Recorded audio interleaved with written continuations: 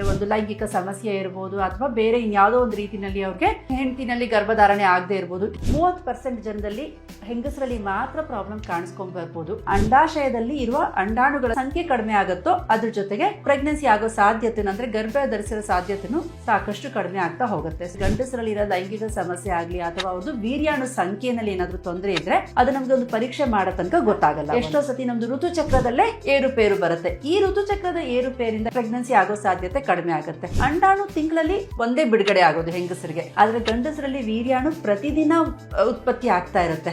ಇವಾಗ ಹೆಂಗಸಿಗೆ ವಯಸ್ಸು ಆಗ್ತಾ ಆಗ್ತಾ ಅವ್ರಿಗೆ ಒಂದು ಪ್ರೆಗ್ನೆನ್ಸಿ ಆಗೋ ಸಾಧ್ಯತೆ ಕಡಿಮೆ ಆಗುತ್ತಾ ಹೋಗುತ್ತೆ. ಇನ್ನು ಊಟ ಆಗ್ಲಿ ಅಥವಾ ನಾವು ಸೇವಿಸೋ ಹವಾಮಾನ ಆಗ್ಲಿ ಎಲ್ಲಾನು ಚೇಂಜ್ ಆಗಿರೋದ್ರಿಂದ ಅದ್ರದ್ದು ಎಲ್ಲಾದ್ರದ್ದು ಎಫೆಕ್ಟ್ ಒಂದು ಫರ್ಟಿಲಿಟಿ ಮೇಲೆ ಖಂಡಿತ ಇದೆ. ಈ ಹಾರ್ಮೋನ್ಸ್ ಇಂಬ್ಯಾಲೆನ್ಸ್ ಇಂದನೂ ಎಷ್ಟೋ ಜನಕ್ಕೆ ಗರ್ಭಿಣಿ ಆಗೋ ಸಾಧ್ಯತೆ ಕಡಿಮೆ ಆಗುತ್ತೆ. ಗರ್ಭಕೋಶದಲ್ಲಿ ತೊಂದರೆ ಇದ್ರೆ ಸರೋಗೆಸಿ ಅಂತ ಹೇಳ್ತೀವಿ, ಅಂಡಾಶಯದಲ್ಲಿ ತೊಂದರೆ ಇದ್ರೆ IVF ಅಂತ ಹೇಳ್ತೀವಿ. ಇವಾಗ ಗರ್ಭನಾಳ ಇಲ್ಲದೆ ಇರೋದಕ್ಕೋಸ್ಕರನೇ IVF ಶುರುವಾಗಿದ್ದು. ಫಸ್ಟ್ ಕೆರಿಯರ್ ಅಥವಾ ಬೇಬಿ ಪ್ಲಾನಿಂಗ್ ಹೇಗೆ ಅಂತ?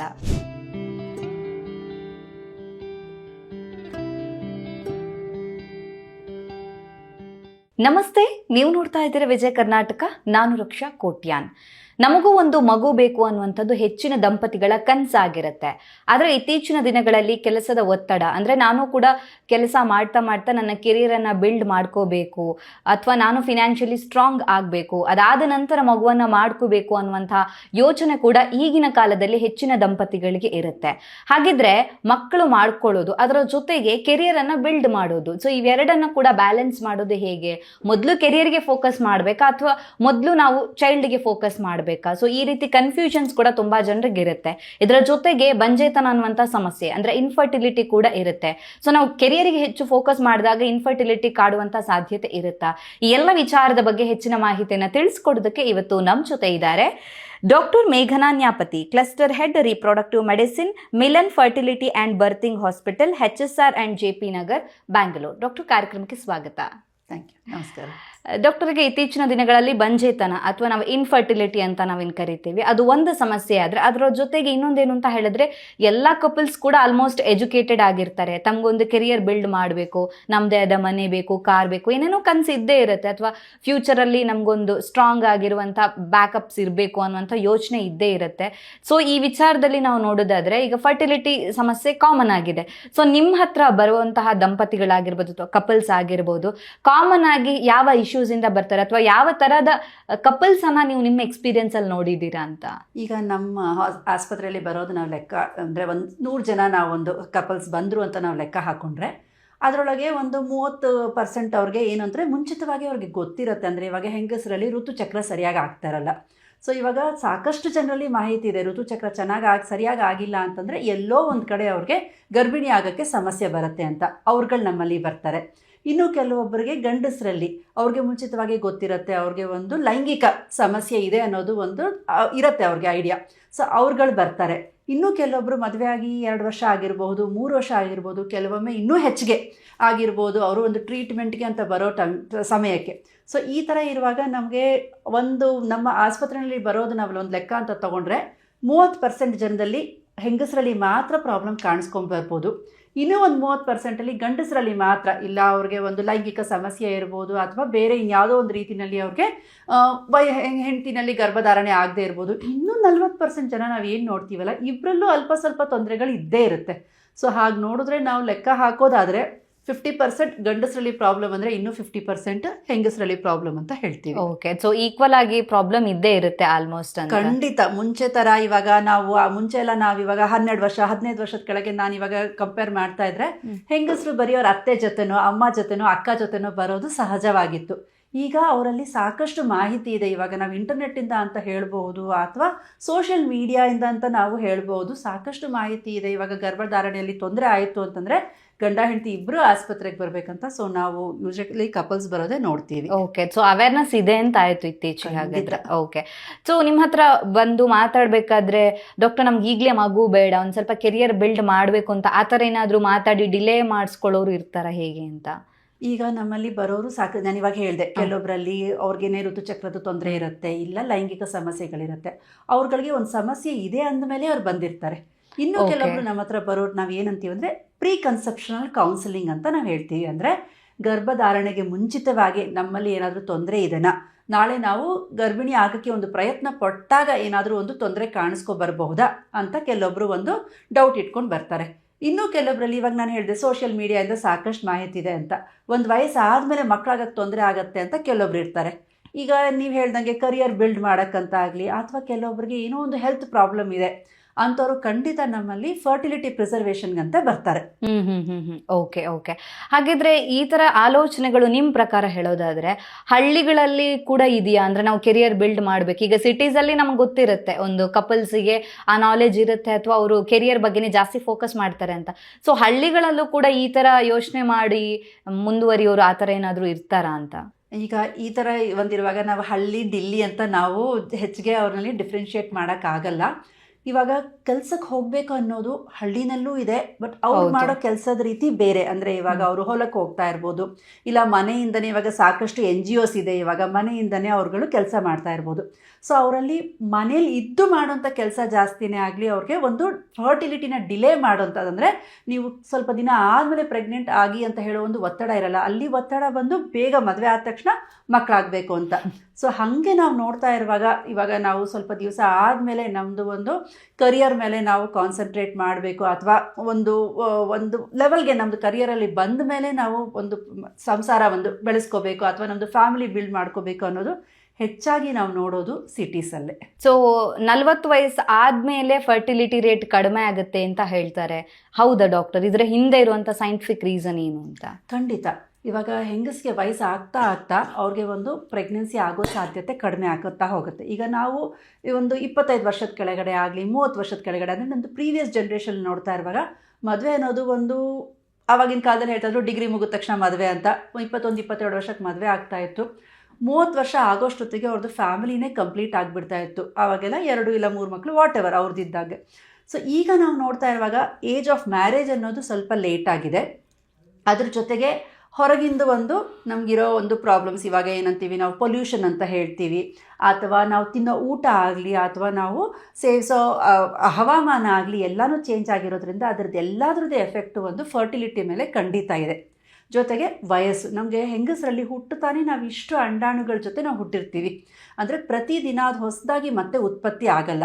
ಅದು ತಿಂಗಳ ನಮಗೆ ಋತುಚಕ್ರ ಆಗ್ತಾ ಇರುವಾಗ ಒಂದೊಂದು ಋತುಮಾನದಲ್ಲಿ ಇಷ್ಟಿಷ್ಟು ಅಂಡಾಣುಗಳಂತ ಉಪಯೋಗಿಸ್ಕೊತಾ ಹೋಗುತ್ತೆ ನಮ್ಮ ದೇಹ. ಸೊ ಹಾಗಾಗಿ ವಯಸ್ಸಾಗುವಷ್ಟೊತ್ತಿಗೆ ಅಂಡಾಣುಗಳ ಸಂಖ್ಯೆ ಕಡಿಮೆ ಆಗಿರುತ್ತೆ. ನಾವೇನು ಇವಾಗ ಒಂದು ರಕ್ತ ಪರೀಕ್ಷೆ ಮಾಡ್ತೀವಿ, AMH ಆ್ಯಂಟಿ ಮುಲೇರಿಯನ್ ಹಾರ್ಮೋನ್ ಅಂತ, ಅದು ನಮ್ಮ ಅಂಡಾಶಯದಲ್ಲಿ ಇರುವ ಅಂಡಾಣುಗಳ ಸಂಖ್ಯೆ ಅಂತ ಹೇಳುತ್ತೆ. ಯಾವಾಗ ಸಂಖ್ಯೆ ಕಡಿಮೆ ಆಗುತ್ತೋ ಅದ್ರ ಜೊತೆಗೆ ಪ್ರೆಗ್ನೆನ್ಸಿ ಆಗೋ ಸಾಧ್ಯತೆನೂ ಅಂದರೆ ಗರ್ಭ ಧರಿಸಿರೋ ಸಾಧ್ಯತೆಯೂ ಸಾಕಷ್ಟು ಕಡಿಮೆ ಆಗ್ತಾ ಹೋಗುತ್ತೆ. ಸೊ ನಾವಿವಾಗ ಪ್ರೆಗ್ನೆನ್ಸಿಗೆ ಏನು ಇಂಪಾರ್ಟೆಂಟ್ ಫ್ಯಾಕ್ಟರ್ ಅಂತ ಒಂದು ನೋಡ್ತಾ ಇರುವಾಗ ಅದರೊಳಗೆ ಬಹುಮುಖ್ಯವಾದದ್ದು ಹೆಂಗಸಿನ ವಯಸ್ಸು.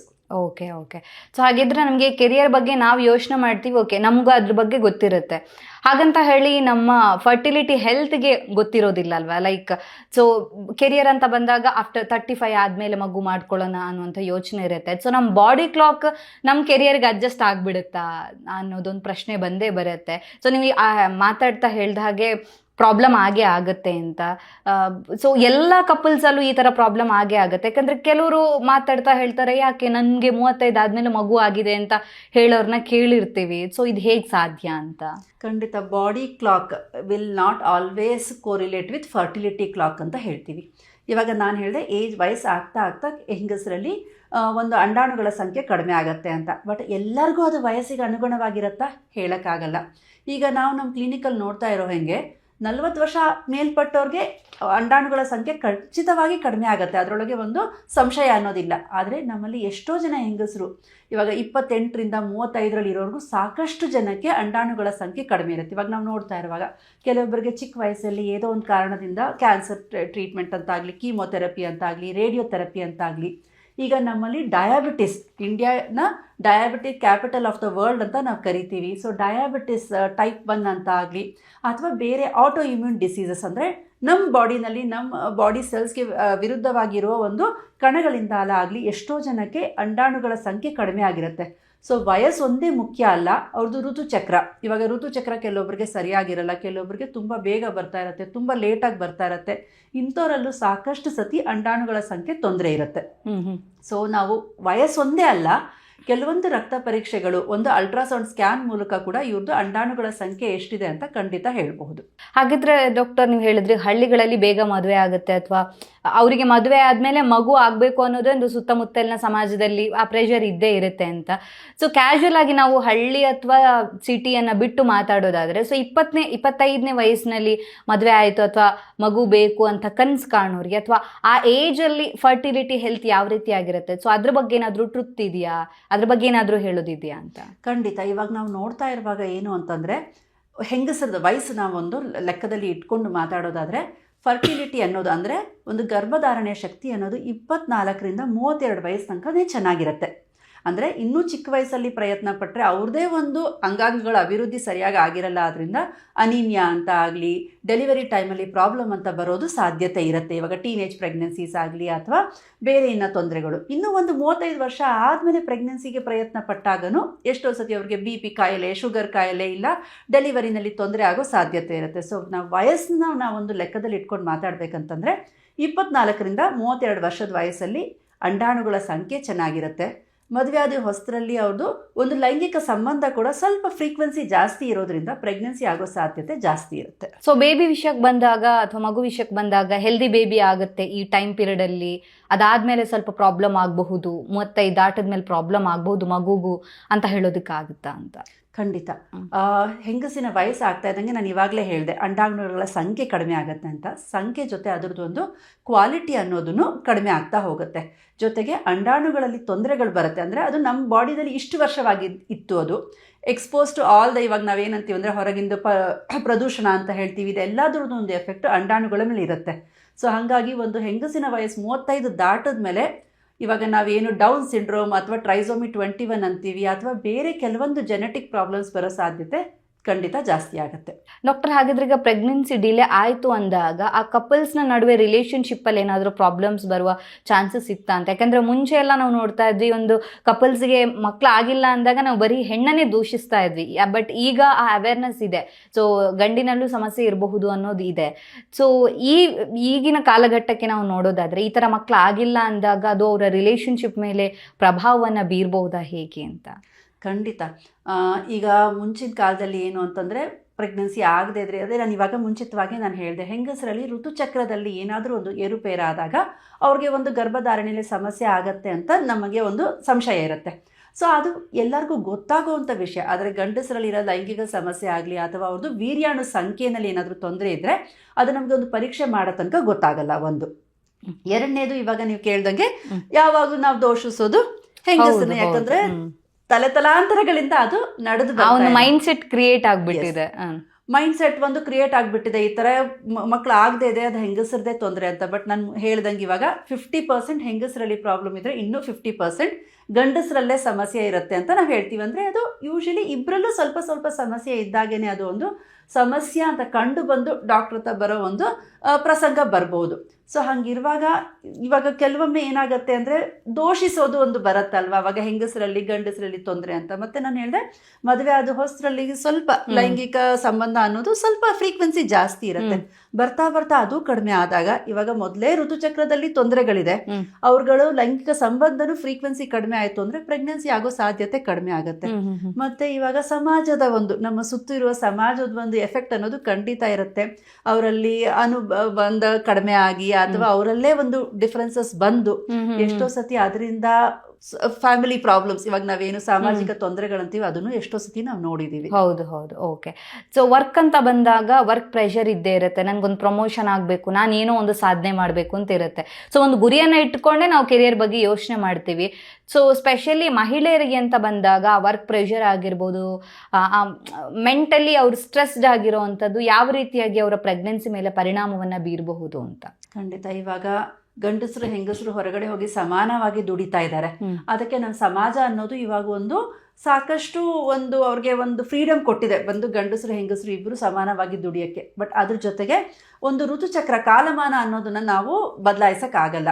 ಸೊ ಹಂಗಿರುವಾಗ ಇವಾಗ ನಾವೇನು ಹೇಳ್ತೀವಿ ಅಂತಂತಂದರೆ ಹೊರಗಡೆ ಹೋಗೋದ್ರಿಂದ ಇವಾಗ ಕೆಲಸದ ಒತ್ತಡ ಅಂತ ಹೇಳ್ತೀವಿ. ಈ ಕೆಲಸದ ಒತ್ತಡದಿಂದ ಎಷ್ಟೋ ಸತಿ ನಮ್ಮದು ಋತುಚಕ್ರದಲ್ಲೇ ಏರುಪೇರು ಬರುತ್ತೆ. ಈ ಋತುಚಕ್ರದ ಏರುಪೇರಿಂದ ಎಷ್ಟು ಪ್ರೆಗ್ನೆನ್ಸಿ ಆಗೋ ಸಾಧ್ಯತೆ ಕಡಿಮೆ ಆಗುತ್ತೆ. ನಾವು ಹೊರಗಡೆ ಅಂತ ಹೋದಾಗ, ಕೆಲಸಕ್ಕೆ ಅಂತ ಹೋದಾಗ ಮೆಂಟಲ್ ಸ್ಟ್ರೆಸ್, ಇವಾಗ ನಾನು ಫಿಸಿಕಲ್ ಒಂದೇ ಹೇಳ್ತಾ ಇಲ್ಲ, ಮೆಂಟಲ್ ಸ್ಟ್ರೆಸ್, ಇವಾಗ ಡೆಡ್ ಲೈನ್ಸ್ ಅಂತ ಹೇಳ್ತೀವಿ, ಅಥವಾ ನಾವು ಈ ಸಮಯಕ್ಕೆ ಒಂದು ಕೆಲಸ ನಿರ್ಧಾರಿತ ಕೆಲಸ ಮಾಡಬೇಕು, ಆ ಕೆಲಸ ಮಾಡೋದಕ್ಕೆ ಸರಿಯಾಗಿ ನಿದ್ರೆ ಇಲ್ಲದೆ ಇರೋದು, ಇದೆಲ್ಲ ಒಂದು ಕಾರಣಗಳಿಂದ ಹಾರ್ಮೋನ್ಸಲ್ಲಿ ಏರುಪೇರಾಗೋ ಸಾಧ್ಯತೆ ಇರುತ್ತೆ. ಈ ಹಾರ್ಮೋನ್ಸ್ ಇಂಬ್ಯಾಲೆನ್ಸಿಂದನೂ ಎಷ್ಟೋ ಜನಕ್ಕೆ ಗರ್ಭಿಣಿ ಆಗೋ ಸಾಧ್ಯತೆ ಕಡಿಮೆ ಆಗುತ್ತೆ. ಸೊ ನಾವು ಹೊರಗಡೆ ಹೋಗಿ ಕೆಲಸ ಮಾಡೋದು ಒಂದೇ ಅಲ್ಲ, ಬಟ್ ಅದ್ರ ಜೊತೆ ಇರೋ ಒಂದು ಮೆಂಟಲ್ ಸ್ಟ್ರೆಸ್ ಅಥವಾ ಒಂದು ಒತ್ತಡದಿಂದ ಈ ಥರ ಪ್ರೆಗ್ನೆನ್ಸಿ ಆಗೋದ್ರೊಳಗೆ ತೊಂದರೆ ಕಂಡು ಬರುತ್ತೆ. ಓಕೆ. ಸೊ ಸ್ಟ್ರೆಸ್ ಅಥವಾ ಮೆಂಟಲ್ ಸ್ಟ್ರೆಸ್ ಅನ್ನುವಂಥದ್ದು ತುಂಬಾನೇ ಪರಿಣಾಮವನ್ನ ಬೀರುತ್ತೆ ಅಂತ. ಖಂಡಿತ. ಫಿಸಿಕಲ್ ಸ್ಟ್ರೆಸ್ ಅನ್ನೋದಕ್ಕಿಂತ ಮೆಂಟಲ್ ಸ್ಟ್ರೆಸ್ ಅನ್ನೋದು ಸಾಕಷ್ಟೇ ಪರಿಣಾಮ ಬೀಳುತ್ತೆ ಪ್ರೆಗ್ನೆನ್ಸಿ ಮೇಲೆ. ಓಕೆ. ಹಾಗಿದ್ರೆ ಮಗು ಆಗೋದಕ್ಕೆ ಅಥವಾ ನಮ್ಗೊಂದು ಮಗು ಬೇಕು ಅಂತ ಕನ್ಸು ಕಾಣೋದಕ್ಕೆ ಒಂದು ಬೆಸ್ಟ್ ಏಜ್ ಯಾವುದು ಅಂತ, ಅಥವಾ ಪ್ರೆಗ್ನೆನ್ಸಿಗೆ ಬೆಸ್ಟ್ ಏಜ್ ಯಾವುದು ಅಂತ ಡಾಕ್ಟರ್? ಮಗು ಅಂತ ಕನ್ಸು ಕಾಣೋದಕ್ಕೆ ಬೆಸ್ಟ್ ಏಜ್ ಅಂತ ನಾನು ಖಂಡಿತ ಹೇಳಲ್ಲ. Any time.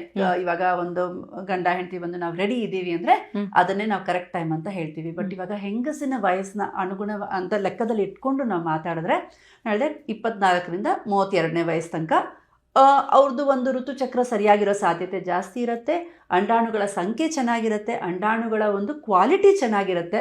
ಪ್ರೆಗ್ನೆನ್ಸಿ ಆದರೆ ಪ್ರೆಗ್ನೆನ್ಸಿಲಿ ಬರೋ ಪ್ರಾಬ್ಲಮ್ಸ್ ಕಡಿಮೆ ಇರುತ್ತೆ. ಅದೇ ರೀತಿ ನಾವು ಗಂಡಸಿನ ವಯಸ್ಸನ್ನು ನಾವು ಪರಿಗಣಿಸಲೇಬೇಕಾಗತ್ತೆ. ಇವಾಗ ಗಂಡಸರಲ್ಲಿ ಹೆಚ್ಚಿಗೆ ವಯಸ್ಸಿಂದು ಒಂದು ಪರಿಣಾಮ ಅನ್ನೋದು ಅಷ್ಟು ಬೇಗ ಕಂಡು ಬರಲ್ಲ. ಗಂಡಸರದ ವಯಸ್ಸು ಒಂದು 45 ಮೀರಿದ ಮೇಲೆ ಖಂಡಿತ ಸ್ಪರ್ಮ್ನಲ್ಲಿ ಅಂದರೆ ವೀರ್ಯಾಣುಗಳಲ್ಲೂ ಡಿಫೆಕ್ಟ್ಸ್ ಕಾಣೋ ಸಾಧ್ಯತೆ ಇರುತ್ತೆ. ಸೊ ಹಾಗಾಗಿ ಹೆಂಗಸಿನ ವಯಸ್ಸು ನಾವು ಒಂದು 24 to 32 ಅಂತಂದರೆ ಗಂಡಸಿನ ವಯಸ್ಸು ಒಂದು 45 ಮೇಲೆ ಇದ್ದರೆ ತೊಂದರೆ ಆಗೋ ಸಾಧ್ಯತೆ ಇರುತ್ತೆ ಅಂತ ನಾವು ಹೇಳ್ತೀವಿ. ಬೇಬಿ ಆಗೋದಕ್ಕೆ ಕ್ವಾಲಿಟಿ ಆಫ್ ಸ್ಪರ್ಮ್ ಕೂಡ ಇಂಪಾರ್ಟೆಂಟ್ ಆಗುತ್ತೆ. ಖಂಡಿತ. ಇವಾಗ ಹೆಂಗೆ ಅಂಡಾಣುವಿನ ಸಂಖ್ಯೆ ಅಥವಾ ಅಂಡಾಣುವಿನ ಒಂದು ಕ್ವಾಲಿಟಿ ಚೆನ್ನಾಗಿರ್ಬೇಕಂತ ಹೇಳ್ತೀವೋ, ಅಂಡಾಣು ತಿಂಗಳಲ್ಲಿ ಒಂದೇ ಬಿಡುಗಡೆ ಆಗೋದು ಹೆಂಗಸರಿಗೆ. ಆದರೆ ಗಂಡಸರಲ್ಲಿ ವೀರ್ಯಾಣು ಪ್ರತಿದಿನ ಉತ್ಪತ್ತಿ ಆಗ್ತಾ ಇರುತ್ತೆ. ಅದರದ್ದು ಒಂದು ಸಂಖ್ಯೆ ಅಂತ ಆಗಲಿ, ಚಲನೆ ಅಂತ ಆಗಲಿ, ಅಥವಾ ಅದರದ್ದು ಒಂದು ಆಕಾರ ಅಂತ ಆಗಲಿ, ಅಂದರೆ ನಾವು ಕೌಂಟ್, ಮೊಟಿಲಿಟಿ ಆ್ಯಂಡ್ ಮಾರ್ಫಾಲಜಿ ಅಂತ 3 ಇಂಪಾರ್ಟೆಂಟ್ ಟೆಸ್ಟ್ಗಳನ್ನ ನೋಡ್ತೀವಿ ವೀರ್ಯಾಣು ಪರೀಕ್ಷೆಯಲ್ಲಿ. ಇದರೊಳಗೆ ಯಾವುದೊಂದ್ರೊಳಗೋ ತೊಂದರೆ ಇದ್ರೇನು ಗರ್ಭ ಧರಿಸೋ ಸಾಧ್ಯತೆ ಕಡಿಮೆ ಆಗುತ್ತೆ. ಸೊ ಫರ್ಟಿಲಿಟಿ ಸಮಸ್ಯೆ ಅಂತ ಬಂದಾಗ ತುಂಬಾ ಜನರ ತಲೆಯಲ್ಲಿ ಒಂದು ಥಾಟ್ ಓಡೋದೇನು ಅಂತ ಹೇಳಿದ್ರೆ IVF ಇದೆ ನಮಗೆ ಅಂತ. ಸೊ ಇನ್ ಕೇಸ್ ನಾವು ಕೆರಿಯರ್ ಬಗ್ಗೆ ಯೋಚನೆ ಮಾಡಿದ್ವಿ ಅಥವಾ ಮಗು ಆಗಿಲ್ಲ ಅಂತ ಹೇಳಿದ್ರು ಒಂದು ಸೊಲ್ಯೂಷನ್ ಇದೆ ನಮಗೆ, IVF ಇದೆ ಅಂತ. ಸೊ IVF ಟ್ರೀಟ್ಮೆಂಟ್ ಅಂತ ಹೇಳಿದ್ರೆ ಅದು ಗ್ಯಾರಂಟಿ ಸೊಲ್ಯೂಷನ್. ನಾವು ಒಂದ್ಸತಿ IVF ಸೆಂಟರ್ಗೆ ಹೋಗಿ ಮಾಡಿಸ್ಕೊಂಡ ಟೆಸ್ಟ್ ಎಲ್ಲ ಮಾಡಿಸ್ಕೊಂಡು ಟ್ರೀಟ್ಮೆಂಟ್ ಶುರು ಮಾಡಿದ್ರೆ ನಮಗೆ 100% ಮಕ್ಕಳಾಗುತ್ತೆ ಅಂತ ನಂಬೋರು ಈಗಿನ ಕಾಲದಲ್ಲಿ ಇರ್ತಾರೆ. ಸೊ ಇದ್ರ ಗ್ಯಾರಂಟಿ 100% ಅಂತ ಜನ ನಂಬೋದ್ರ ಬಗ್ಗೆ ನೀವೇನ್ ಹೇಳ್ತೀರಾ? ಸೊ IVF ಸಕ್ಸಸ್ ರೇಟ್ ಎಷ್ಟಿರಬಹುದು ಅಂತ? ಒಳ್ಳೆ ಪ್ರಶ್ನೆನೇ ಕೇಳಿದ್ರಿ. ಇವಾಗ ನಾನೊಂದು ಸಿಂಪಲ್ ಒಂದು ಎಕ್ಸಾಂಪಲ್ ಕೊಡಬೇಕು ಅಂದ್ರೆ, ಮೇನ್ ಎಕ್ಸಾಮಲ್ ಪಾಸ್ ಆಗೋದಾದ್ರೆ ಸಪ್ಲಿಮೆಂಟ್ರಿ ಬಗ್ಗೆ ನಾವು ಯೋಚನೆ ಮಾಡಬೇಕಾ ಅಂತ ಒಂದು ಡೌಟ್ ಇರುತ್ತೆ ಅಲ್ವಾ. ಇವಾಗ ಕೆಲವೊಬ್ಬರಿಗೆ ಗರ್ಭ ಧರಿಸೋದ್ರೊಳಗೆ ತೊಂದರೆ ಇರುತ್ತೆ.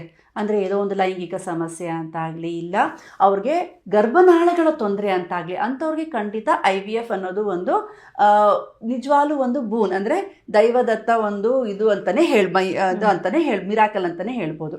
ಬಟ್ ಆದರೆ ಎಲ್ಲರಿಗೂ ನಾರ್ಮಲ್ ಆಗಿ ಪ್ರೆಗ್ನೆನ್ಸಿ ಆಗದೇ ಇದ್ದರೆ ಖಂಡಿತ IVF ಅಲ್ಲಿ ಆಗತ್ತೆ ಅಂತ ಹೇಳೋಕ್ಕಾಗಲ್ಲ. ಈಗ ಒಂದು ವಿಜ್ಞಾನ ಅನ್ನೋದು ಸಾಕಷ್ಟು ಮುಂದುವರೆದಿದೆ. ಅಂದರೆ ಇವಾಗ IVF ಹೊಸದಾಗಿ ಶುರುವಾದಾಗ ಏನೊಂದು 15ರಿಂದ 20% ಪ್ರೆಗ್ನೆನ್ಸಿ ಚಾನ್ಸ್ ಇತ್ತು, ಇವಾಗ ಇದು 60ರಿಂದ 65% ತನಕ ಇದೆ. ಅಂದರೆ ನಾವು ಭ್ರೂಣ ಅನ್ನೋದನ್ನು ಗರ್ಭದಲ್ಲಿ ಹಾಕಿದಾಗ ಒಂದು 100 ಜನಕ್ಕೆ ಹಾಕಿದ್ರೆ 65 ಜನಕ್ಕೆ ಆ ತಿಂಗಳಲ್ಲಿ ಒಂದು ಗರ್ಭ ಧರಿಸೋ ಸಾಧ್ಯತೆ ಇರುತ್ತೆ ಅಂತ ಹೇಳ್ತೀವಿ. ಸೊ ಹಾಗಿರುವಾಗ ಇನ್ನೂ 30-35% ಜನಕ್ಕೆ ಏನೋ ಒಂದು ಕಾರಣಕ್ಕೆ ಆಗದೆ ಇರ್ಬೋದು. ಸೊ ಹಾಗಾಗಿ IVF is not 100%. Okay. So ಅದರಲ್ಲಿ ಸೊಲ್ಯೂಷನ್ ಇದೆ, ಬಟ್ ಅದನ್ನ 100% ಅಂತ ಹೇಳೋದಿಕ್ಕೆ ಆಗೋದಿಲ್ಲ ಅಂತ. ಖಂಡಿತ. ಇವಾಗ ನಾವು ಕೆಲವೊಬ್ಬರಿಗೆ ತೊಂದರೆ ಇರುತ್ತೆ, ಕೆಲವೊಂದು ತೊಂದರೆಗಳನ್ನ ನಾವು ಖಂಡಿತ ಅದನ್ನು ನಾವು ಕರೆಕ್ಟ್ ಮಾಡ್ಬೋದು. ಬಟ್ ಇವಾಗ ಎಂಬ್ರಿಯೋ ಭ್ರೂಣ ಹಾಕಿದ ತಕ್ಷಣ ಆಗತ್ತೆ ಅಂತ ನಾವು ಯಾರಿಗೂ ಹೇಳೋಕ್ಕಾಗಲ್ಲ. ಅದಕ್ಕೆ ಸಾಕಷ್ಟು ಕಾರಣಗಳಿರುತ್ತೆ. ಇವಾಗ ಏದಾದರೂ ಒಂದು ಕಾರಣ ಇರ್ಬೋದು, ಭ್ರೂಣದ ಕ್ವಾಲಿಟಿನಲ್ಲೇ ತೊಂದರೆ ಇರಬಹುದು, ಅಥವಾ ಕೆಲವೊಬ್ಬರಿಗೆ ನಾವು IVF ಅಂತ ಟ್ರೀಟ್ಮೆಂಟ್ ಮಾಡಿದಾಗ ಅಂಡಾಣುಗಳು ಸಿಗದೇನೆ ಇರಬಹುದು. ಯಾಕಂದ್ರೆ ನಾನು ಹೇಳಿದೆ ವಯಸ್ಸಾಗ್ತಾ ಇದ್ದಂಗೆ ಅವ್ರದ್ದು ಅಂಡಾಣುಗಳ ಸಂಖ್ಯೆ ಕಡಿಮೆ ಆಗುತ್ತೆ.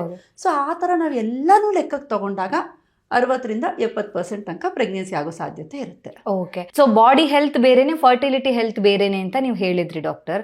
ಸೊ ಈಗ ಕಪಲ್ಸ್ ನಿಮ್ಮ ಹತ್ರ ಬಂದು ಟೆಸ್ಟ್ ಮಾಡಿಸ್ಕೊಂಡಾಗ, ಓಕೆ ನಮಗೆ ನಾವು ಫ್ಯೂಚರ್ ಬೇಬಿ ಪ್ಲಾನ್ ಮಾಡ್ತಾ ಇದ್ವಿ, ಏನಾದರೂ ಪ್ರಾಬ್ಲಮ್ ಇದೆಯಾ ಅಂತ ಟೆಸ್ಟ್ ಮಾಡಿಸ್ಕೊಂಡಾಗ ಇನ್ ಕೇಸ್ ಒಂದು ವೇಳೆ ರಿಪೋರ್ಟ್ ಎಲ್ಲ ನೆಗೆಟಿವ್ ಬಂತು ಅಂತ ಹೇಳಿದಾಗ ಅದು ಅವ್ರನ್ನ ಮಾನಸಿಕವಾಗಿ ಕುಗ್ಸುತ್ತಾ ಹೇಗೆ ಅಂತ? ಸೊ ಆಗಲೇ ಹೇಳಿದ್ರಿ ಕಪಲ್ಸ್ ರಿಲೇಶನ್ಶಿಪ್ ಒಂದು ಕಡೆ ಆದರೆ ನಮ್ಗೆ ಇನ್ನು ಮಗು ಆಗುತ್ತಾ ಇಲ್ವಾ, ಮುಂದೆ ಏನು, ಒಂದು ಮಗು ಆದರೂ ಬೇಕಪ್ಪ, ದೇವ್ರು ಒಂದು ಮಗು ಆದ್ರೂ ಕೊಡ್ಲಿ ಅಂತ ಯೋಚನೆ ಮಾಡೋರು ತುಂಬ ಜನ ಇರ್ತಾರೆ. ಸೊ ಅವ್ರು ಮೆಂಟಲಿ ಕುಗ್ತಾರಾ ಹೇಗೆ? ನಿಮ್ಮ ಹತ್ರ ಓಪನ್ ಆಗಿ ಈ ವಿಚಾರದ ಬಗ್ಗೆ ಕಪಲ್ಸ್ ಮಾತಾಡ್ತಾರಾ ಹೇಗೆ ಅಂತ ಡಾಕ್ಟರ್? ಖಂಡಿತ. ಇವಾಗ ನಾನು ಹೇಳಿದೆ, ಕೆಲವೊಬ್ರು ಬರ್ತಾರೆ ನಮ್ಮಲ್ಲಿ ಪ್ರೀ ಕನ್ಸೆಪ್ಷನಲ್ ಕೌನ್ಸಿಲಿಂಗ್ ಅಂತ ನಾವು ಹೇಳ್ತೀವಿ. ಅಂದ್ರೆ ನಮಗೆ ಸದ್ಯಕ್ಕೆ ಪ್ರೆಗ್ನೆನ್ಸಿ ಆಗೋ ಒಂದು ನಾವು ಪ್ಲಾನ್ ಮಾಡಿಲ್ಲ, ಬಟ್ ನಾವು ಒಂದು ಸ್ವಲ್ಪ ದಿನ ನಾವು ಕಾದ್ರೆ ನಮ್ಗೆ ಏನಾದರೂ ತೊಂದರೆ ಆಗತ್ತಾ ಅಂತ. ನಾವು ಯಾರಿಗೂ 100% ನಿಮ್ಗೇನು ತೊಂದರೆನೇ ಆಗಲ್ಲ, ಖಂಡಿತ ಆಗ್ತಾರೆ ಅಂತ ಭರವಸೆ ಕೊಡೋ ಸಾಧ್ಯತೆ ಇಲ್ಲದೆ ಇರ್ಬೋದು. ಆದರೆ ಏನಾದರೂ ತೊಂದರೆ ಇದ್ದರೆ ನೀವು ಇನ್ನೂ ಸ್ವಲ್ಪ ದಿನ ಕಾಯಬೇಡಿ, ಬೇಗ ಮಾಡ್ಕೊಳ್ಳಿ ಅಂತ ಒಂದು ಸಲಹೆ ಅವ್ರಿಗೆ ನಾವು ಕೊಡ್ಬೋದು. ಸೊ ಅದರೊಳಗೆ ಮುಖ್ಯವಾಗಿ ನಾನು ಹೇಳಿದೆ, ಒಂದು AMH ರಕ್ತ ಪರೀಕ್ಷೆ ಅಂತ, ಆಂಟಿ ಮುಲೇರಿಯನ್ ಹಾರ್ಮೋನ್ ಅನ್ನೋದು ಅಂಡಾಣುಗಳ ಸಂಖ್ಯೆ ಎಷ್ಟಿದೆ ಅಂತ ಹೇಳುತ್ತೆ. ಇನ್ನೊಂದು ಅಲ್ಟ್ರಾಸೌಂಡ್ ಸ್ಕ್ಯಾನ್ ಅಂದೆ, ಅಂದ್ರೆ ಅಲ್ಟ್ರಾಸೌಂಡ್ ಸ್ಕ್ಯಾನ್ ನಲ್ಲಿ ಕೆಲವೊಬ್ಬರಿಗೆ ಇವಾಗ ಫೈಬ್ರಾಯ್ಡ್ಸ್ ಅಂತ ಕೇಳಿರ್ತೀವಿ, ಗರ್ಭಕೋಶದ ಗೆಡ್ಡೆಗಳು, ಅಥವಾ ಗರ್ಭಕೋಶದ ಒಳಗಡೆ ಪರದೆನಲ್ಲಿ ಎಕ್ಸ್ಟ್ರಾ ಗ್ರೋತ್ ಅಂತ ಹೇಳ್ತೀವಿ, ಪಾಲಿಪ್ ಅಂತ ಹೇಳ್ತೀವಿ, ಅದಿರ್ಬೋದು. ಇಲ್ಲ ಕೆಲವೊಬ್ಬರಿಗೆ ಅಂಡಾಶಯಗಳಲ್ಲಿ ಸಿಸ್ಟ್ ಅಂತ ಇರುತ್ತೆ, ನೀರಿನ ರಕ್ತದ ಗುಳ್ಳೆ, ನಾವೇನು ಎಂಡೋಮೆಟ್ರಿಯೋಸಿಸ್ ಅಂತ ಹೇಳ್ತೀವಿ. ಈ ತರ ಎಲ್ಲ ಇದ್ದಾಗ ಕೆಲವೊಂದು ಲೆವೆಲ್ ವರ್ಗೂ ನಮ್ಗೆ ಗೊತ್ತಾಗತ್ತೆ ಇವ್ರಿಗೆ ಗರ್ಭಿಣಿ ಧರಿಸಕ್ಕೆ ಸ್ವಲ್ಪ ತೊಂದರೆ ಆಗ್ಬೋದು, ಅಥವಾ ಪ್ರೆಗ್ನೆನ್ಸಿ ಟೈಮಲ್ಲಿ ತೊಂದರೆಗಳಾಗೋ ಸಾಧ್ಯತೆ ಇರ್ಬೋದು, ಆ ಟೈಮಲ್ಲಿ ಕಾಂಪ್ಲಿಕೇಶನ್ಸ್ ಬರಬಹುದು. ಸೊ ಅದನ್ನ ನಾವು ಮುಂಚಿತವಾಗಿ ಅವ್ರಿಗೆ ಹೇಳ್ಬೋದು, ಅಂದ್ರೆ ನೀವು ಇದಕ್ಕೆ ತಕ್ಕಂಗೆ ನೀವು ಪ್ಲಾನ್ ಮಾಡ್ಕೊಳ್ಳಿ ಅಂತ. ಅದು ನಾವು ಹೆಂಗಸರ ವಿಷಯ. ಅದೇ ಗಂಡಸರ ವಿಷಯಕ್ಕಂತ ಬಂದಾಗ ನಾನು ಹೇಳಿದೆ ಇಂಪಾರ್ಟೆಂಟ್ ಅಂದ್ರೆ ವೀರ್ಯಾಣುಗಳ ಪರೀಕ್ಷೆ, ಸೆಮೆನ್ ಅನಾಲಿಸಿಸ್ ಅಂತ ಹೇಳ್ತೀವಿ. Simple test. ಅದರೊಳಗೆ ನಮಗೆ ಅದರದ್ದು ಸಂಖ್ಯೆ ಎಷ್ಟಿದೆ, ಆಕಾರ ಹೆಂಗಿದೆ, ಅದರದ್ದು ಚಲನೆ ಹೇಗಿದೆ ಅಂತ ಗೊತ್ತಾಗುತ್ತೆ. ಇದ್ರ ಮೇಲೇನು ಕೆಲವೊಂದು ಬೇರೆ ಪರೀಕ್ಷೆಗಳಿರುತ್ತೆ. ಇವಾಗ ಕೆಲವೊಬ್ಬರಿಗೆ ಅದರೊಳಗೆ ತೊಂದರೆ ಕಂಡು ಬಂದ್ರೆ ಅಲ್ಟ್ರಾಸೌಂಡ್ ಸ್ಕ್ಯಾನ್ ಅಂತ ಹೇಳ್ತೀವಿ, ಇಲ್ಲ ಜೆನೆಟಿಕ್ ಟೆಸ್ಟ್, ವರ್ಣತಂತುಗಳ ಪರೀಕ್ಷೆ ಅಂತ ಹೇಳ್ತೀವಿ. ಇದನ್ನೆಲ್ಲ ಮಾಡ್ಬೋದು. ಸೊ ಇದೆಲ್ಲ ಮಾಡಿದಾಗ ನಮ್ಗೆ ಅಟ್ಲೀಸ್ಟ್ ಒಂದು 30% ಜನದಲ್ಲಿ ಏನೋ ಒಂದು ತೊಂದರೆ ಇದೆ ಅಂತ ಕಂಡು ಬರುತ್ತೆ. ಇವಾಗ ನಿಮ್ ಕ್ವಶನ್ಗೆ ಆನ್ಸರ್ ಮಾಡೋದಾದ್ರೆ, ಈ ತರ ತೊಂದರೆ ಇದೆ ಅಂದಾಗ ಎಷ್ಟೋ ಜನಕ್ಕೆ ಅದನ್ನ ಇಮಿಡಿಯೇಟ್ ಆಗಿ ಅದು ನಮ್ಗೆ ಆಕ್ಸೆಪ್ಟಬಲ್ ಅನ್ನೋದು ಇರಲ್ಲ. ಆಕ್ಸೆಪ್ಟೆನ್ಸ್ ಅನ್ನೋದು ಸ್ವೀಕರಿಸೋದು ಸ್ವಲ್ಪ ಕಷ್ಟ ಆಗೇ ಆಗುತ್ತೆ. ಖಂಡಿತ ಅವ್ರಿಗೆ ಕಷ್ಟ ಆಗುತ್ತೆ ಸ್ವೀಕರಿಸಕ್ಕೆ. ಈ ತರ ನನ್ಗೆ ತೊಂದರೆ ಇದೆ, ನನ್ಗೆ ಯಾಕೆ ಈ ತರ ಆಯ್ತು ಅನ್ನೋದು ಎಷ್ಟೋ ಜನ ಮನಸ್ಸಲ್ಲಿ ಇರುತ್ತೆ. ಬಟ್ ಒಳ್ಳೆ ಕೌನ್ಸಿಲಿಂಗ್ ಅಂತ ಆಗ್ಲಿ, ನಾವು ಮಾತಾಡೋ ರೀತಿ, ಅವ್ರಿಗೆ ನಾವು ಕೊಡೋ ಭರವಸೆ, ಇದೆಲ್ಲ ತುಂಬಾ ಮುಖ್ಯ. ಜೊತೆಗೆ ನಮ್ಮಲ್ಲಿ ಇವಾಗ ನಾನು ಮಿಲನ್ ಫರ್ಟಿಲಿಟಿನಲ್ಲಿ ನಾನು ಮಾತಾಡೋದಾದ್ರೆ ಸೈಕಲಾಜಿಕಲ್ ಕೌನ್ಸಿಲರ್ ಅಂತಾನೆ ಇದ್ದಾರೆ. ಅದಕ್ಕೆ ಸಪರೇಟ್ ಆಗಿರ್ತಾರೆ. ಖಂಡಿತ. ಯಾಕಂತಂದ್ರೆ ಈ ತರ ಎಲ್ಲ ಇರುವಾಗ ಡಾಕ್ಟರ್ ಹೇಳೋದು ಮೆಡಿಕಲ್ ಟರ್ಮಿನಾಲಜಿ ಹೇಳ್ತಾರೆ, ಅವ್ರುಗಳು ಅವ್ರ ಜೊತೆ ಕುತ್ಕೊಂಡು ಮಾತಾಡಕ್ ಇರ್ತಾರೆ. ಅಂದ್ರೆ ಅವ್ರಿಗೆ ಒಂದು ಮನಸ್ಸಿಗೆ ಎಮೋಷನಲ್ ಸಪೋರ್ಟ್ ಬೇಕಾಗುತ್ತೆ. ಸೊ ಅವ್ರುಗಳು ಖಂಡಿತ ಅದನ್ನ, ನಮ್ಮಲ್ಲಿ ಸೈಕಲಾಜಿಕಲ್ ಕೌನ್ಸಿಲರ್ ಅಂತ ಇದ್ದಾರೆ, ಅವ್ರು ಖಂಡಿತ ಅವ್ರ ಜೊತೆ 1 ಅಲ್ಲ 2 ಅಲ್ಲ 3 ಸೆಷನ್, ಅವ್ರಿಗೆ ಎಷ್ಟು ಟೈಮ್ ಬೇಕೋ ಆಕ್ಸೆಪ್ಟ್ ಮಾಡಕ್ಕೆ, ಅದನ್ನ ನೋಡ್ಕೊಂಡು ಅದಾದ್ಮೇಲೆ ಒಂದ್ಸತಿ ಅವ್ರಿಗೆ ಹೌದು ಈ ತರ ನಮಗೊಂದು ಸಮಸ್ಯೆ ಇದೆ, ಆದ್ರೆ ಈ ಸಮಸ್ಯೆಗೆ ಒಂದು ಟ್ರೀಟ್ಮೆಂಟ್ ಅನ್ನೋದು ಇದೆ ಅಂತ ಅವ್ರಿಗೆ ಮನ್ಸಿಗೆ ಬಂದ್ಮೇಲೆ ಖಂಡಿತ ನಾವು ಟ್ರೀಟ್ಮೆಂಟ್ ಶುರು ಮಾಡ್ತೀವಿ. ಇವಾಗ ಯಾವುದನ್ನು ತೊಂದರೆನೂ ನಾವು ಈಗಿನ ಒಂದು ಸಮಾಜದಲ್ಲಿ, ಈಗಿನ ಒಂದು ಅಡ್ವಾನ್ಸ್ಡ್ ಮೆಡಿಕಲ್ ಫೀಲ್ಡ್ ಅಲ್ಲಿ ಸಾಧ್ಯ ಇಲ್ಲ ಅಂತ ಹೇಳಕ್ ಆಗಲ್ಲ. ಇವಾಗ ಗರ್ಭಕೋಶದಲ್ಲಿ ತೊಂದರೆ ಇದ್ರೆ ಸರೋಗೆಸಿ ಅಂತ ಹೇಳ್ತೀವಿ, ಅಂಡಾಶಯದಲ್ಲಿ ತೊಂದರೆ ಇದ್ರೆ IVF ಅಂತ ಹೇಳ್ತೀವಿ, ಗರ್ಭನಾಳ ಅಂದ್ರೆ ಫ್ಯಾಲೋಪಿಯನ್ ಟ್ಯೂಬಲ್ ತೊಂದರೆ ಇದ್ರೆ ಖಂಡಿತ ಅದರಿಂದನೇ IVF ಶುರುವಾಗಿದ್ದು. ಇವಾಗ ಗರ್ಭನಾಳ ಇಲ್ಲದೆ ಇರೋರ್ಗೋಸ್ಕರನೇ IVF ಶುರುವಾಗಿದ್ದು. ಸೊ ಆ ಥರ ಎಲ್ಲದಕ್ಕೂ ಒಂದೊಂದು ಟ್ರೀಟ್ಮೆಂಟ್ ಅನ್ನೋದು ಇರುತ್ತೆ. ಬಟ್ ಈ ಥರ ತೊಂದರೆ ಇದೆ ಅಂತ ಅವರು ಅರ್ಥ ಮಾಡ್ಕೋಬೇಕು. ಎಷ್ಟೋ ಸತಿ ಅದು ಗಂಡ ಹೆಂಡರ ಒಂದು ಸಂಬಂಧದಲ್ಲಿನೂ ಕೆಲವೊಂದು ತೊಂದರೆಗಳನ್ನ ಹುಟ್ಟಿಸತ್ತೆ. ಬಟ್ ಸೈಕಲಾಜಿಕಲ್ ಕೌನ್ಸಿಲಿಂಗ್, ಒಂದು ಕೌನ್ಸಿಲರ್ ಅಥವಾ ಒಂದು ಅರ್ಥ ಮಾಡಿ ಹೇಳಿದಾಗ ಖಂಡಿತ ನಾನು ನೋಡ್ದಂಗೆ ಆಲ್ಮೋಸ್ಟ್ 90% ಜನ ಆಕ್ಸೆಪ್ಟ್ ಮಾಡ್ತಾರೆ. ಸ್ವಲ್ಪ ಕೆಲವರಿಗೆ ಟೈಮ್ ಹಿಡಿಬೋದು, ಬಟ್ ಆಕ್ಸೆಪ್ಟ್ ಮಾಡಿ ಯಾವ ಟ್ರೀಟ್ಮೆಂಟ್ ಇದೆ ಖಂಡಿತ ಅದಕ್ಕೆ ಒಪ್ಕೋತಾರೆ. ಡಾಕ್ಟರ್, ಹಾಗಿದ್ರೆ ನಿಮ್ಮ ಪ್ರಕಾರ ನೀವೀಗ ಸೀನಿಯರ್ ಡಾಕ್ಟರ್ ಆಗಿರೋದ್ರಿಂದಾಗಿ ಆಡಿಯನ್ಸಿಗೆ ಒಂದು ಅಡ್ವೈಸ್ ಕೊಡೋದಾದ್ರೆ, ಸೊ ಕಪಲ್ಸ್ಗೆ ಈಗ ಕೆರಿಯರ್ ಬಗ್ಗೆ ಜಾಸ್ತಿ ಯೋಚನೆ ಮಾಡೋರಿಗೆ, ಸೊ ನಾವು ಫಸ್ಟ್ ಕೆರಿಯರ್ ಬಗ್ಗೆ ಯೋಚನೆ ಮಾಡಬೇಕಾ ಅಥವಾ ಒಂದು ಬೇಬಿ ಪ್ಲಾನಿಂಗ್ ಮಾಡಿಕೊಂಡು ಆಮೇಲೆ ಕೆರಿಯರ್ ಬಗ್ಗೆ ಫೋಕಸ್ ಮಾಡಬೇಕಾಗತ್ತಾ? ಸೊ ಏನಾದರೂ ಅಡ್ವೈಸ್ ಕೊಡಬಹುದಾ ನಿಮ್ಮ ಕಡೆಯಿಂದ? ಯಾಕೆಂದರೆ ಫರ್ಟಿಲಿಟಿ ಹೆಲ್ತಲ್ಲಿ ಎಷ್ಟೆಲ್ಲ ಪ್ರಾಬ್ಲಮ್ ಆಗುತ್ತೆ ಅನ್ನೋದನ್ನ ಈಗಾಗಲೇ ನೀವು ಎಕ್ಸ್ಪ್ಲೈನ್ ಮಾಡಿದ್ರಿ. ಸೊ ನಾವು ಫಸ್ಟು ಕೆರಿಯರಿಗೆ ಫೋಕಸ್ ಮಾಡಿ ಅದಾದಮೇಲೆ ಸಫರ್ ಆಗಬೇಕಾ ಅಥವಾ ಫಸ್ಟು ಇಲ್ಲ? ಈಗ ಕೆಲವು ಹೇಗಾಗುತ್ತೆ ಅಂತ ಹೇಳಿದ್ರೆ ಸಿಟಿ ಲೈಫಲ್ಲಿ ಒಂದು ಮಗು ಸಾಕು, ಆ ಒಂದು ಮಗುನೇ ಸಾಕೋದಕ್ಕೆ ತುಂಬ ಕಷ್ಟ ಆಗುತ್ತೆ, ಎಜುಕೇಷನ್ ಅದು ಇದು ಅಂತ ತುಂಬ ಖರ್ಚು ಹಿಡಿಯುತ್ತೆ ಅಂತ ಯೋಚನೆ ಮಾಡೋರು ತುಂಬ ಜನ ಇರ್ತಾರೆ. ಸೊ ಫಸ್ಟು ಕೆರಿಯರ ಅಥವಾ ಬೇಬಿ ಪ್ಲಾನಿಂಗ್ ಹೇಗೆ ಅಂತ? ಇವಾಗ ಈ ಥರ ಕೇಳೋದಾದರೆ ಖಂಡಿತ ಕರಿಯರ್ಗೂ ಒಂದು ಗ್ರಾಫ್ ಅಂತ ನಾವು ಹೇಳ್ತೀವಿ. ಇವಾಗ ಎಲ್ಲರಿಗೂ ಒಂದು ಟೈಮಲ್ಲಿ ನಾವು ಪ್ರಯತ್ನ ಪಟ್ಟರೆ ನಾವು ಅದನ್ನು ಮಾಡ್ಬೋದು. ಇವಾಗ ಅಷ್ಟು ವರ್ಷವಾಗಿ ಇವಾಗ ಹುಡುಗಿಯರಲ್ಲಿ ಆಗಲಿ ಹುಡುಗರಲ್ಲಿ ಏನು ಭೇದ ಭಾವ ಇಲ್ಲ. ತಂದೆ ತಾಯಿ ಬೆಳೆಸುವಾಗ ಒಂದೇ ಥರ ಬೆಳೆಸ್ತಾರೆ, ಅವ್ರಿಗೆ ಎಜುಕೇಷನ್ ಅನ್ನೋದು ಒಂದೇ ಥರ ನೋಡುತ್ತೆ. ನಾವಿವಾಗ ನೀಟ್ ಎಕ್ಸಾಮ್ ರಿಸಲ್ಟ್ಸ್ ಅಂತ ಆಗಲಿ, CET ಎಕ್ಸಾಮ್ಸ್ ರಿಸಲ್ಟ್ ಅಂತ ಆಗಲಿ, ರ್ಯಾಂಕ್ ಹೋಲ್ಡರ್ಸಲ್ಲಿ ಹುಡುಗಿಯರಲ್ಲಿ ಹುಡುಗರಲ್ಲಿ ಸಮಾನವಾಗಿ ನೋಡ್ತಾ ಇದ್ದೀವಿ. ಅಂದರೆ ಅವ್ರು ಅಷ್ಟು ಕಷ್ಟಪಟ್ಬಿಟ್ಟು ಆ ಒಂದು ಲೆವೆಲ್ಗೆ ಬಂದಿರ್ತಾರೆ. ಅಲ್ಲಿಗೆ ಬಂದ ಮೇಲೆ ನೀವು ಪ್ರೆಗ್ನೆನ್ಸಿ ಮಾಡ್ಕೊಳ್ಳಿ, ಮನೆಯಲ್ಲೇ ಇರಿ ಅಂತ ಖಂಡಿತ ಹೇಳೋಕ್ಕಾಗಲ್ಲ. ಬಟ್ ಅದೇ ಟೈಮ್ನಲ್ಲಿ ನಮಗೆ ನಾನು ಹೇಳಿದೆ ಇವಾಗ 24ರಿಂದ 32 ವರ್ಷ ತನಕ ನಮ್ಮದೊಂದು ಗರ್ಭ ಧರಿಸುವ ಸಾಧ್ಯತೆ ಜಾಸ್ತಿ ಇರುತ್ತೆ, ಕಾಂಪ್ಲಿಕೇಶನ್ಸ್ ಅನ್ನೋದು ಕಡಿಮೆ ಇರುತ್ತೆ. ಸೊ ಎರಡರ ಮಧ್ಯೆ ನಾವೊಂದು ಬ್ಯಾಲೆನ್ಸ್ ಅನ್ನೋದು ತರಬೇಕಾಗತ್ತೆ. ಸೊ ಇವಾಗ ಮನೆಯಲ್ಲಿ ಸಪೋರ್ಟ್ ಇತ್ತು, ಇವಾಗ ಎಷ್ಟೋ ಜನಕ್ಕೆ ಆ ಒಂದು ಫ್ಯಾಮಿಲಿ ಸಪೋರ್ಟ್ ಇರುತ್ತೆ ಪ್ರೆಗ್ನೆನ್ಸಿ ಆಯಿತು ಅಂತ. ಪ್ಲಸ್ ಇವಾಗ ನಾವು ನೋಡ್ತಾ ಇರೋದು ಏನು ಅಂತಂದರೆ, ಎಷ್ಟೋ ಒಂದು ಕಂಪನೀಸಲ್ಲಿ ಆಫೀಸಸ್ಸಲ್ಲಿ ಅವ್ರಿಗೆ ವರ್ಕ್ ಫ್ರಮ್ ಹೋಮ್ ಫೆಸಿಲಿಟಿ ಅಂತ ಹೇಳ್ತಾರೆ. ಆಮೇಲೆ ಡೆಲಿವರಿ ಆದಮೇಲೆ ಮಗುನ ನೋಡ್ಕೊಳ್ಳೋಕೆ ಕ್ರಶ್ ಫೆಸಿಲಿಟಿ ಅಂತಾರೆ. ಮೆಟರ್ನಿಟಿ ಲೀವ್ ಇರುತ್ತೆ, ಮೆಟರ್ನಿಟಿ ಲೀವ್ ಇದೆ. ಪ್ಲಸ್ ನನಗೆ ತಿಳಿದ ಮಟ್ಟಿಗೆ ಇವಾಗ ಪ್ಯಾಟರ್ನಿಟಿ ಲೀವ್ ಇದೆ, ಅಂದ್ರೆ ಮಗು ನೋಡ್ಕೊಳ್ಳೋಕೆ ತಂದೆ ತಾಯಿ ಇಬ್ಬರಿಗೂ ಲೀವ್ ಸಿಗುತ್ತೆ. ಸೊ ಆ ತರ ಎಲ್ಲ ಒಂದು ಇತ್ತು ಅಂತಂದ್ರೆ ಖಂಡಿತ ಅವರು ಆ ಒಂದು ಫೆಸಿಲಿಟಿನ ಉಪಯೋಗಿಸ್ಕೊಂಡು ಆ ಒಂದು ನಮ್ದು ಋತುಚಕ್ರ ಎಲ್ಲ ಚೆನ್ನಾಗಿರುವಾಗ, ಗರ್ಭ ಧರಿಸೋ ಸಾಧ್ಯತೆ ಚೆನ್ನಾಗಿರುವಾಗ ಮಾಡ್ಕೊಳ್ಳೋದು ಉತ್ತಮ. ಬಟ್ ಯಾವುದೋ ಒಂದು ಕಾರಣಕ್ಕೆ ಅವ್ರಿಗೆ ಮಾಡ್ಕೊಳಕ್ಕಾಗಿಲ್ಲ, ಅಥವಾ ಕೆಲವೊಬ್ಬರಲ್ಲಿ ಇವಾಗ ನಾವ್ ಹೇಳ್ತೀವಿ ಮದ್ವೆ ಆಗೋದು ಒಂದ್ ಸ್ವಲ್ಪ ಲೇಟ್ ಆಗ್ಬೋದು, ಏನೋ ಒಂದು ಕಾರಣ ಮದ್ವೆನೇ ಲೇಟ್ ಆಗ್ಬೋದು, ಮದ್ವೆನೇ ಖಂಡಿತ ಲೇಟ್ ಆಗ್ಬೋದು, ಕರಿಯರ್ಗೋಸ್ಕರ ಇರ್ಬೋದು, ಬೇರೆ ಯಾವುದೋ ಒಂದು ರೀತಿನಲ್ಲೂ ಇರ್ಬೋದು. ಅದಕ್ಕೋಸ್ಕರ ಅವ್ರ ಒಂದು ತಾಯಿತನದ ಒಂದು ಆಸೆನ ಮುಚ್ಚಿಟ್ಕೊಳ್ಳೋ ಅವಶ್ಯಕತೆ ಇಲ್ಲ. ನಾವಿವಾಗ ನಾನು ಫರ್ಟಿಲಿಟಿ ಪ್ರಿಸರ್ವೇಷನ್ ಅಂತ ಹೇಳಿದೆ, ಸೋಷಿಯಲ್ ಎಗ್ ಫ್ರೀಸಿಂಗ್ ಅಂತ ಹೇಳಿದೆ. ಅಂದ್ರೆ ಇವಾಗ ನಮ್ಗೆ ಯಾವುದೋ ಒಂದು ಕಾರಣಕ್ಕೆ ಇವಾಗ ಸದ್ಯಕ್ಕೆ ಗರ್ಭ ಧರಿಸೋ ಸಾಧ್ಯತೆ ಇಲ್ಲ ಅಂದಾಗ ಅವ್ರು IVF ಮೂಲಕ, ಅಂದ್ರೆ IVF ನಾ ಮಾಡಲ್ಲ, ಇಂಜೆಕ್ಷನ್ಸ್ ಕೊಟ್ಬಿಟ್ಟು ಅಂಡಾಣುಗಳನ್ನ ಹೊರಗಡೆ ತೆಗೆದು ಅದನ್ನ ತನಪಿಸಿಡ್ತೀವಿ, ಅಂದ್ರೆ ನಾವು ಫ್ರೀಸ್ ಮಾಡಿ ಇಡ್ತೀವಿ. ಸೊ ಅದೇ ತರ ಗಂಡಸರಲ್ಲಿ ಬೇಕಿದ್ರೆ ಅವರು ಸೆಮನ್ ಫ್ರೀಸಿಂಗು ಮಾಡ್ಕೋಬಹುದು. Okay okay. ಬಟ್ ನಾನು ಇವಾಗ್ಲೇ ಹೇಳಿದೆ ಗಂಡಸರಲ್ಲಿ ಅಷ್ಟು ಚಿಕ್ಕ ವಯಸ್ಸಲ್ಲಿ ಅವ್ರದ್ದು ಸ್ಪರ್ಮ್ ಏನು ಪ್ರಾಬ್ಲಮ್ ಆಗಲ್ಲ ಅಂತ. ಸೊ ಹಂಗಾಗಿ ಸ್ಪರ್ಮ್ ಫ್ರೀಸಿಂಗ್, ಸೆಮನ್ ಫ್ರೀಸಿಂಗ್ ಅನ್ನೋದಕ್ಕಿಂತ ಊಸೈಡ್ ಫ್ರೀಸಿಂಗ್ ಇಂದ ನಮ್ಗೆ ಅಂದ್ರೆ ಇವಾಗ ಸೋಷಿಯಲ್ ಎಗ್ ಫ್ರೀಸಿಂಗ್ ಅಂತ ನಾವೇನ್ ಹೇಳ್ತೀವಿ, ಅದರಿಂದ ಅವ್ರಿಗೆ ಬೇಕಾದಾಗ ಒಂದು ಪ್ರೆಗ್ನೆನ್ಸಿಗೆ ಪ್ಲಾನ್ ಮಾಡ್ಕೋಬಹುದು. ಅದು ಒಂದ್ ರೀತಿನಲ್ಲಿ ಪ್ಲಾನ್ ಮಾಡ್ಕೊಳ್ಳೋದು. ಇವಾಗ ನೀವು ಕೇಳಿದ್ರಿ ಕೆಲವೊಬ್ಬರಿಗೆ ಮದ್ವೆ ಆಗಿರತ್ತೆ ಆಯ್ತು, ಬಟ್ ಅವ್ರಿಗೆ ಅವ್ರದೇ ಆದ ಒಂದು ಕರಿಯರ್ ಗೋಲ್ಸ್ ಅಂತ ಹೇಳ್ತೀವಿ, ಅಥವಾ ಬೇರೆ ಏನೋ ಒಂದು ಸಮಸ್ಯೆಯಿಂದ ಅವ್ರಿಗೆ ಈಗನೇ ಗರ್ಭಧಾರಣೆ ಫಿನಾನ್ಷಿಯಲ್ ಪ್ರಾಬ್ಲಮ್ ಇರಬಹುದು. ಇಲ್ಲ ಕೆಲವೊಬ್ಬರಲ್ಲಿ ಇವಾಗ ಓವರ್ಸೀಸ್ ಅಸೈನ್ಮೆಂಟ್ ಅಂತ ನಾನು ತುಂಬಾ ಜನ ನನ್ನ ಪೇಷಂಟ್ಸ್ ಹೇಳೋದು ಕೇಳಿದೀನಿ. ಅಂದ್ರೆ ಅವರು ಬೇರೆ ದೇಶಕ್ಕೆ ಹೋಗಿ 2-3 ವರ್ಷ ಮುಗಿಸ್ಕೊಂಡ್ ಬರ್ಬೇಕು ಅವ್ರ ಆಫೀಸ್ ವರ್ಕ್ ಅಂತ. ಹಾಗಿರುವಾಗ ಅವ್ರದ್ದು ಭ್ರೂಣನೇ ಫ್ರೀಸ್ ಮಾಡಿ ಇಡ್ಬೋದು. ಅಂದ್ರೆ ಇವ್ರದ್ದು ಅಂಡಾಣುಗಳನ್ನ ತೆಗೆದು ಸ್ಪರ್ಮ್ ಜೊತೆ ಮಿಕ್ಸ್ ಮಾಡಿ ಭ್ರೂಣ ಮಾಡಿ ನಾವು ಭ್ರೂಣನ ರೆಡಿಯಾಗಿಟ್ಟಿರ್ಬೋದು. ಅವರು ಆಮೇಲೆ 2 ವರ್ಷ ಆದ್ಮೇಲೆ ಪ್ರಯತ್ನ ಮಾಡ್ಬೇಕು, ಇಲ್ಲ 3 ವರ್ಷ, ಒಂದ್ಸತಿಯನ್ನ ನಾವು ತಣುಪಿಸಿಟ್ರೆ ಅಂದ್ರೆ ಫ್ರೀಸ್ ಮಾಡಿಟ್ರೆ 10 ವರ್ಷ ತನಕ ಇಟ್ಟಿರ್ಬೋದು. Okay okay. ಹಾಗಾಗಿ ಅವರು ಆಮೇಲೆ ಬಂದು ಮಾಡ್ಕೋಬಹುದು. ಇವಾಗ ಕರಿಯರ್ ಮತ್ತೆ ಫರ್ಟಿಲಿಟಿ ಅಂದ್ರೆ ಒಂದು ತಾಯ್ತನದ ಆಸೆ ಅಂತಾಗ್ಲಿ ಅಥವಾ ನಮ್ದು ಒಂದು ಕರಿಯರ್ ಅಲ್ಲಿ ಮುಂದುವರಿಬೇಕನ್ನೋದು ಎರಡನ್ನೂ ನಾವು ಕ್ಲಾಶ್ ಮಾಡೋ ಅವಶ್ಯಕತೆ ಇಲ್ಲ. ಎರಡರ ಮಧ್ಯೆ ಒಂದು ಕಾಂಪಿಟೇಷನ್ ತರ ಅವಶ್ಯಕತೆ ಇಲ್ಲ. ಎಲ್ಲರಿಗೂ ಒಂದೇ ರೀತಿಯ ಒಂದು ಗುರಿ ಇರಲ್ಲ, ಅವ್ರವ್ರ ಗುರಿನ ನೋಡ್ಕೊಂಡು ಅವ್ರು ಈ ತರ ಪ್ಲಾನ್ ಮಾಡ್ಕೋಬಹುದು. Okay okay. ಹಾಗಿದ್ರೆ ಕೆರಿಯರ್ ಅನ್ನ ನೋಡ್ತಾ ಅಥವಾ ಕೆಲ್ಸಕ್ಕೆ ಹೋಗ್ತಾ ಹೋಗ್ತಾ ಮನೆ ಜವಾಬ್ದಾರಿಯನ್ನ ನಿಭಾಯಿಸ್ತಾ ಅದ್ರ ಜೊತೆಗೆ ನನ್ನ ಫರ್ಟಿಲಿಟಿ ಹೆಲ್ತ್ ಅನ್ನ ನಾನು ಕಾಪಾಡ್ಕೋಬೇಕು ಅಂತ ಹೇಳಿದ್ರೆ, ಅಂದ್ರೆ ನ್ಯಾಚುರಲ್ ಆಗಿ ಕಾಪಾಡ್ಕೋಬೇಕು ಅಂತ ಹೇಳಿದ್ರೆ ನಿಮ್ ಕಡೆಯಿಂದ ಏನಾದ್ರೂ ಟಿಪ್ಸ್ ಇದೆಯಾ ನ್ಯಾಚುರಲ್ ಆಗಿ ಕಾಪಾಡ್ಕೊಳ್ಳೋದಕ್ಕೆ ಅಂತ? ಖಂಡಿತ. ಒಂದೇನು ಅಂತಂದ್ರೆ ಮೊದಲು ನಿಮ್ಮ ಒಂದು ಫರ್ಟಿಲಿಟಿ ಸ್ಪೆಷಲಿಸ್ಟ್ ನ ಮೀಟ್ ಮಾಡಿ ಫರ್ಟಿಲಿಟಿ ಹೆಲ್ತ್ ಅಂತ ನಾವು ಇಷ್ಟೋ ತನಕ ಏನು ಡಿಸ್ಕಸ್ ಮಾಡಿದ್ವಲ್ಲ, ಇವಾಗ ಗರ್ಭಕೋಶದಾಗಲಿ ಅಥವಾ ಅಂಡಾಶಯಗಳ ಅಥವಾ ಇವಾಗ ಒಂದು ಸಿಸ್ಟ್ ಇದೆನಾ ಅಂತ ಅದೆಲ್ಲ ನೋಡಿಕೊಂಡು, ಅದೇ ಜೊತೆ ಗಂಡಸರು ಒಂದು ಸೆಮೆನ್ ಅನಾಲಿಸಿಸ್ ನೋಡಿಕೊಂಡು ನಮ್ಮದು ಫರ್ಟಿಲಿಟಿ ಹೆಲ್ತ್ ಯಾವ ಸ್ಟೇಜಲ್ಲಿದೆ ಅಂತ ಫಸ್ಟು ತಿಳ್ಕೊಳ್ಳೋದು ಮುಖ್ಯ. ಎಲ್ಲ ಚೆನ್ನಾಗಿದೆ ಅಂದರೆ ಒಂದು ಖಂಡಿತ ನಮ್ಮದೊಂದು ಜೀವನ ಶೈಲಿ ಮೇಲೆ ಸಾಕಷ್ಟು ಪ್ರಾಮುಖ್ಯತೆ ಕೊಡಬೇಕಾಗತ್ತೆ. ಇವಾಗ ನಾವು ಎಕ್ಸಸೈಸ್ ಅಂತ ಹೇಳ್ತೀವಿ, ಡಯಟ್ ಅಂತ ಹೇಳ್ತೀವಿ, ಅಥವಾ ಇವಾಗ ನಾವು ಎಕ್ಸ್ಪೋಜರ್ ಟು ಔಟ್ಸೈಡ್ ಪೊಲ್ಯೂಟೆಂಟ್ಸ್ ಅಂತ ಹೇಳ್ತೀವಿ, ಅದನ್ನೆಲ್ಲ ಗಮನ ಕೊಡಬೇಕಾಗತ್ತೆ.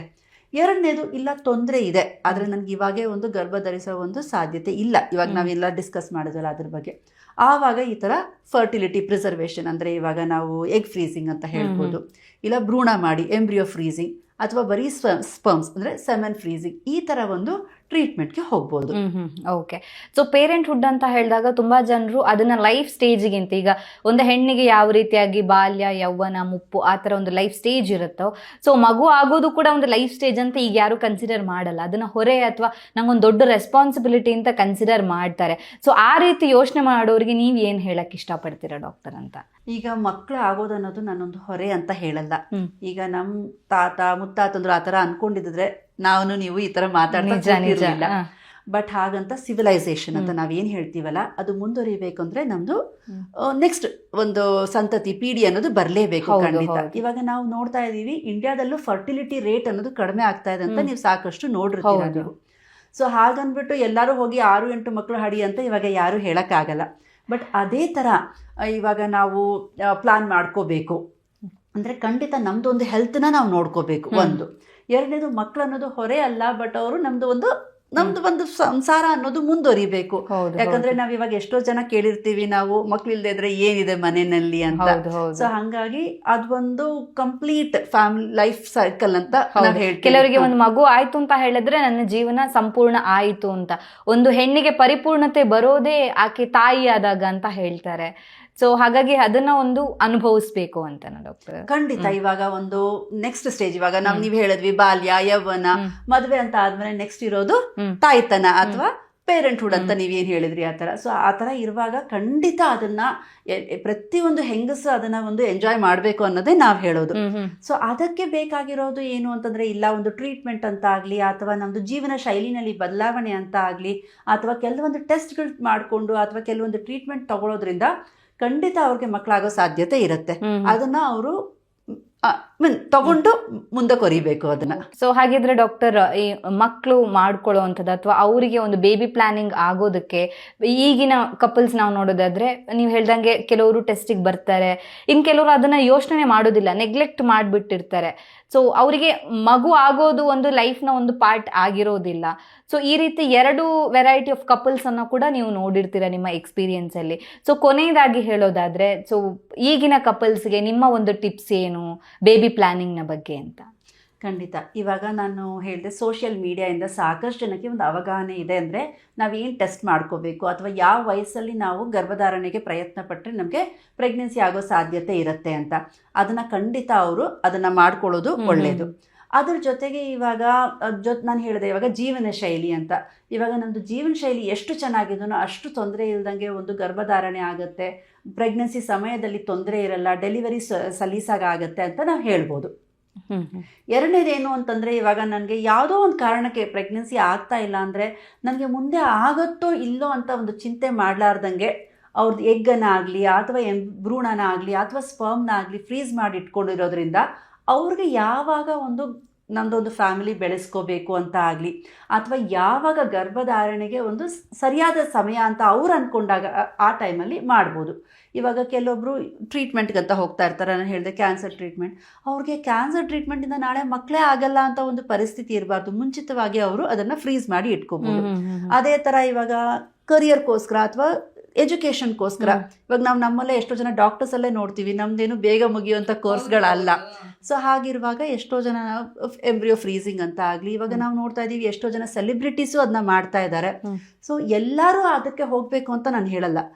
ಇವಾಗ ನಮ್ಗೇನು ಬೇರೆ ತೊಂದರೆ ಇಲ್ಲ ಅಂದರೆ ಖಂಡಿತ ಆ ಟೈಮಲ್ಲೇ ಪ್ರೆಗ್ನೆನ್ಸಿ ಮಾಡ್ಕೊಳ್ಳೋದು ಒಳ್ಳೇದು. ನಮ್ಮ ವಯಸ್ಸು ಚಿಕ್ಕದಿರುತ್ತೆ, ಮಕ್ಕಳು ಬೆಳೆಯೋದನ್ನ ನೋಡೋಕೆ, ಅವ್ರ ಹಿಂದೆ ಓಡೋಕ್ಕೆ ನಮಗೆ ಒಂದು ಶಕ್ತಿ ಇರುತ್ತೆ.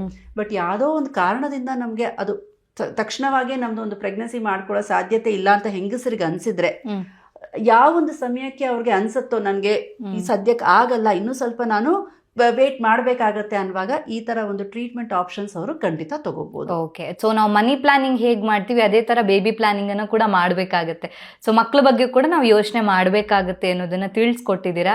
So thank you so much doctor. ನಮ್ಮ ಇವತ್ತಿನ ಕಾರ್ಯಕ್ರಮದಲ್ಲಿ ಯಾವ ರೀತಿಯಾಗಿ ದಂಪತಿಗಳು ತಮ್ಮ ಕೆರಿಯರ್ನ ಜೊತೆಗೆ ಒಂದು ಬೇಬಿ ಪ್ಲಾನಿಂಗನ್ನು ಮಾಡ್ಕೋಬಹುದು, ಅವರ ಕನಸಿನ ಕೂಸನ್ನು ಪಡೆಯೋದಕ್ಕೆ ಅವ್ರು ಯಾವೆಲ್ಲ ಪ್ರಯತ್ನಗಳನ್ನು ಮಾಡ್ಬೋದು. ನೀವು ಆಗಲೇ ಹೇಳಿದಾಗೆ ಎಗ್ ಫ್ರೀಸಿಂಗ್ ಆಗಿರ್ಬೋದು ಅಥವಾ ನ್ಯಾಚುರಲ್ ವೇಯಲ್ಲೂ ಕೂಡ ಅವರ ಫರ್ಟಿಲಿಟಿ ಹೆಲ್ತನ್ನು ಯಾವ ರೀತಿಯಾಗಿ ಕಾಪಾಡ್ಕೋಬೇಕು ಅನ್ನೋದ್ರ ಬಗ್ಗೆ ಸಂಕ್ಷಿಪ್ತವಾಗಿರುವಂತಹ ಮಾಹಿತಿಯನ್ನು ನಮ್ಮ ಆಡಿಯನ್ಸ್ಗೆ ತಿಳಿಸ್ಕೊಟ್ಟಿದ್ದೀರಾ. Thank you so much doctor. Thank you so much. ನಮ್ಮ ಇವತ್ತಿನ ಕಾರ್ಯಕ್ರಮದಲ್ಲಿ ಯಾವ ರೀತಿಯಾಗಿ ಕೆರಿಯರ್ ಬಿಲ್ಡ್ ಮಾಡೋದ್ರ ಜೊತೆಗೆ ಬೇಬಿ ಪ್ಲಾನಿಂಗ್ ಅನ್ನ ಮಾಡಬೇಕಾಗತ್ತೆ. So career plus baby planning ಇದೆರಡನ್ನು ಕೂಡ ಬ್ಯಾಲೆನ್ಸ್ ಮಾಡೋದು ಯಾವ ರೀತಿಯಾಗಿ, ಸೊ ಯಾವ ರೀತಿಯಾಗಿ ನಾವು ಬ್ರಾಡ್ ಮೈಂಡೆಡ್ ಆಗಿ ಅದನ್ನ ಯೋಚನೆ ಮಾಡಬೇಕು ಅನ್ನೋದನ್ನ ಡಾಕ್ಟರ್ ನಮಗೆ ಇವತ್ತಿನ ಕಾರ್ಯಕ್ರಮದಲ್ಲಿ ತಿಳಿಸ್ಕೊಟ್ಟಿದ್ದಾರೆ. ಆರೋಗ್ಯಕ್ಕೆ ಸಂಬಂಧಿಸಿದಂತ ಹೆಚ್ಚಿನ ವಿಡಿಯೋಗಳನ್ನ ನಮ್ಮ ವಿಜಯ ಕರ್ನಾಟಕ ಹೆಲ್ತ್ ಪೇಜ್ ನಲ್ಲಿ ನೀವು ನೋಡಬಹುದು.